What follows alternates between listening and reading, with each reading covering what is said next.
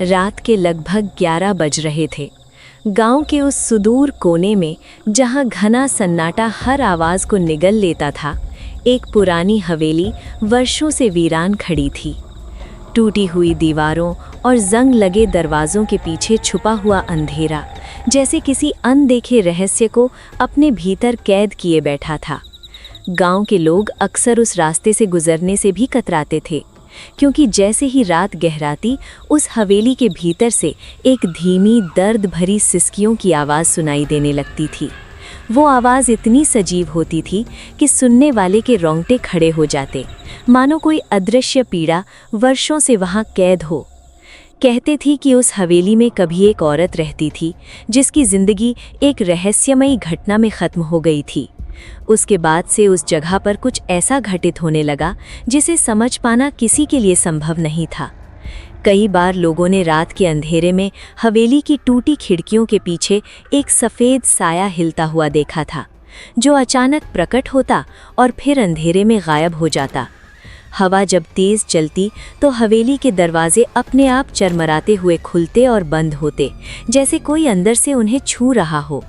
एक रात कुछ लोगों ने इस रहस्य का अंत करने का फैसला किया। उनके चेहरों पर डर साफ दिखाई दे रहा था, लेकिन जिज्ञासा और साहस उन्हें उस हवेली के दरवाजे तक खींच लाया। हाथों में जलती हुई लालटेन लिए वो धीरे धीरे आगे बढ़े। हर कदम के साथ दिल की धड़कन और तेज होती जा रही थी।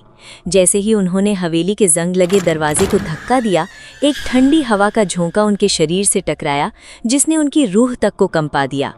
दरवाज़ा धीरे धीरे खुला और अंदर फैले अंधेरे में लालटेन की हल्की रोशनी कांपती हुई फैलने लगी। अचानक उस अंधेरे के बीच एक सफ़ेद साया उभरता हुआ दिखाई दिया। वो साया स्थिर था, लेकिन उसकी उपस्थिति इतनी भयावह थी कि किसी की हिम्मत नहीं हुई कि एक कदम भी आगे बढ़ा सके। सबके पैर मानो ज़मीन में जम गए थे, सांसें थम गई थीं और आंखें उस साये पर टिकी रह गई थीं। वो साया धीरे धीरे उनकी ओर बढ़ता हुआ प्रतीत हुआ और उसी क्षण एक दर्द भरी चीख हवेली के भीतर गूंज उठी, जिसने पूरे माहौल को भय से भर दिया। अगले ही पल लालटेन की लौ तेज हवा में बुझ गई और पूरा दृश्य गहरे अंधेरे में डूब गया। जब तक कोई कुछ समझ पाता, सब लोग डर के मारे पीछे हट चुके थे और बिना पीछे देखे वहां से भाग खड़े हुए। उस रात के बाद किसी ने भी उस हवेली के पास जाने की हिम्मत नहीं की।